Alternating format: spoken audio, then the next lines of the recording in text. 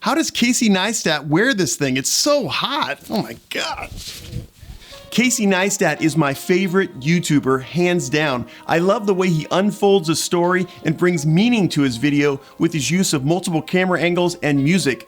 But let's face it, he pushes the envelope in his videos when it comes to fair use and copyright guidelines. Does Casey Neistat deserve a copyright strike for some of the videos he puts out? Well, let's do some fair use fun and find out. Here's the game. I'm gonna play a few clips from Casey Neistat's channel. For each clip, you're gonna tell me whether it violates fair use guidelines on YouTube by voting right there. I'm gonna tell you whether you're right or wrong.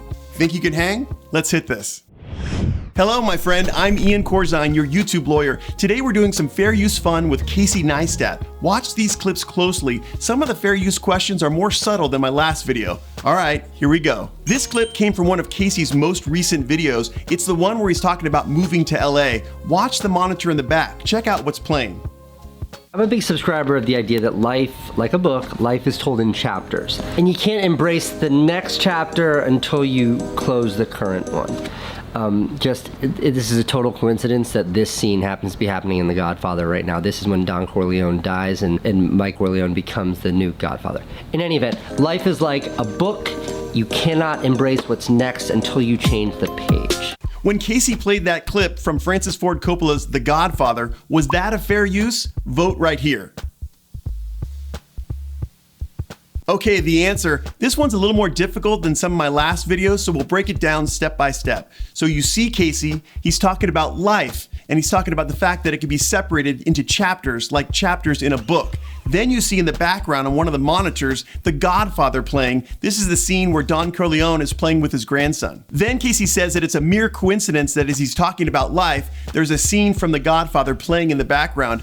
I'm a little skeptical of this. I mean, Casey doesn't usually leave these things to chance, but for the sake of this video, we'll go with it. Casey stops discussing his point and then describes the scene in the background from The Godfather. Are these circumstances that lend themselves to fair use of that Godfather clip? I don't think so. Remember, to trigger fair use, you can only use that portion of someone else's art that is necessary, reasonably necessary, to make your point with your art. In this particular clip, we have 24 seconds of The Godfather, a copyrighted movie, playing in the background. That's just too long. More importantly, to qualify for fair use, you have to transform the original art and make it your own. You do this with commentary, critique, sometimes reaction, education, news reporting. In this particular clip that we're looking at, Casey does describe the plot line of The Godfather. However, we don't hear his opinions, his commentary, his critique of this particular scene. He doesn't voice his opinions and bring something new to this art. So this is not a fair use. This is an unfair use. Early in his career, Casey Neistat did a lot of DIY tech type videos. In the clip we're gonna watch, he's teaching us how to convert Bose headphones into Beats by Dr. Dre headphones. Let's watch.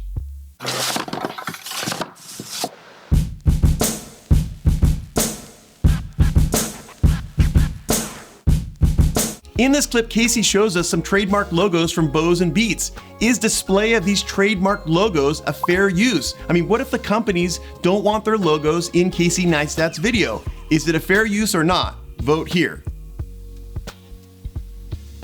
If Bose and Beats did not want their trademarked logos to appear in TV and YouTube videos and other daily life, then they shouldn't have trademarked them and they shouldn't have advertised them. Generally, there's only two situations where using a trademark in a video could result in fair use or a violation of law. The first situation is where someone defames the actual logo in the video. And when I say defame, I mean tells lies about. You're totally free to critique, to comment on, to give your opinions about a product. But when you get in the situation where you start making lies up about the product, you don't portray it accurately, then there's a defamation cause of action by the companies. But we don't have that here. The second situation where there might be a fair use problem is if Casey was trying to sell his own headphones and was communicating to the viewer that Bose and Beats somehow made his own headphones or endorsed his headphones or were somehow connected to his headphones. That would cause confusion, and in that situation, the companies may have a problem and be able to complain. But we don't have that situation here. This is merely a video about how to convert a Bose headphone into a Dr. Dre Beats headphone. That's it. There's no advertising motive. There's no inaccurate portrayal of facts, and so as a result, this is a fair use of the logos. This clip comes from the early days of Casey Neistat. He's getting a little political. He's introducing us to the New York City soda ban of 2013. Let's watch. Now to the new proposal from New York City Mayor Michael Bloomberg that's being met with some mixed reactions. As we told you on Thursday, he wants to outlaw large sodas and sugary drinks to help fight the obesity epidemic. Mayor Bloomberg is with us this morning. There's been a lot of talk about the proposed sugary drink ban. Was display of the Today Show clip a fair use? Put on your thinking caps and vote right here. This is a hard one, right? The Today Show clip is 14 seconds, which is a little longer than I typically recommend to my YouTube clients. I usually say between 2 and 5 seconds with a max of 10 seconds for any clip, audio or video that you want to bring into your YouTube video. But I'm not really hung up on the length of this particular clip. You know what's really getting me is the fact that he played this clip and he didn't do any commentary, critique, or even a reaction. He just played it at the beginning of his video to frame the issue about the soda ban of New York City. But I can hear you right now. You're saying, what about Section 107's news reporting or teaching exceptions for fair use? Well, in this particular clip, he's not really news reporting, and Casey Neistat is not a journalist, so I don't really see room for the news reporting exception for fair use. Teaching? Well, there's no dispute that Casey Neistat is seeking to teach us about the soda ban, but is this clip that he plays from the Today Show, is that absolutely necessary? I mean, he really could say the same words and be able to set up the issue for the discussion. So I don't think this is a situation where he's actually teaching about the substance of someone else's art. So I'm gonna go out on a limb and say this is not a fair use. So all you Casey Neistat fans, the hate mail address is in the description section below. In the early days, Casey Neistat was heavily into social media. In this particular clip we're gonna watch, he talks about his favorite social media platform. Let's watch.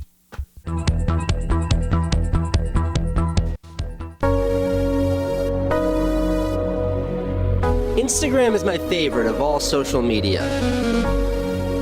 Twitter's alright, but it's limited to sharing ideas through text. And Facebook was great, but it's lost its way.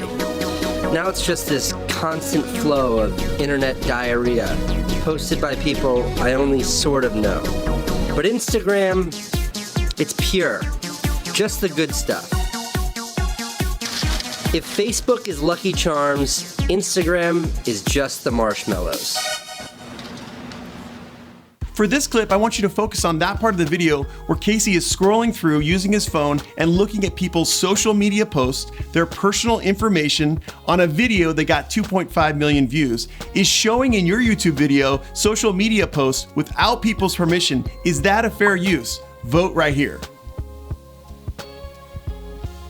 The answer is yes, this is a fair use. When you do a social media post, your audience is limited to your friends, your followers, your subscribers, and your hashtags. However, the law doesn't view it this way. When you make a post, you're making a post for the world to see, like a flyer on a telephone pole. So you can't complain when you make a public post and someone uses it publicly. So Casey was YouTube compliant on this one. It was a fair use.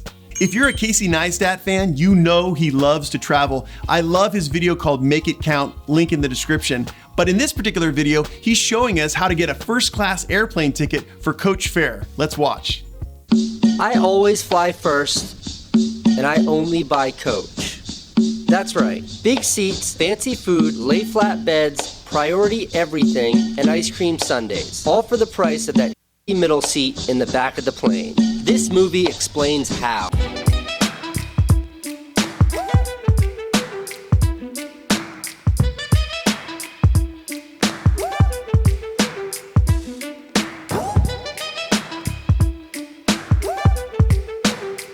The very last 2 seconds of this video show faces of airline passengers, presumably without their permission. Is this a legal, fair use? Vote right here. Airplanes are owned by private companies, but they do count as public places. So the general rule for videography and photography is in public places, you are free to shoot anything you like, subject to the rules that may exist in that private place. So if an airline has rules that says you can't shoot photos or video on an airplane, then if an airline representative comes to you and says stop taking those photos, you've got to comply. But unless the airline has these rules in place, Casey Neistat was free to document his experience on the airline. Now, the private people on the plane have the right to object to Casey's video if their images are being used for a commercial purpose, or if Casey is disclosing private facts about these individuals. And private facts is a loaded term. It usually means like medical information, sexual orientation, or financial information. Casey is not using these people's images for advertising or disclosure of private facts. And so as a result, what he did is a fair use. So how did you do? Did you miss one or two? Do you want some more fair use fun practice? If so, watch my video right here for another round. If you're new to the channel, I would love if you join us, hit the like button, consider subscribing, and join us on our Discord server. There's a link to the Discord server in the description section below. I do live chats almost every day and provide you with free legal templates. All right, that's enough for today. We'll see you next time.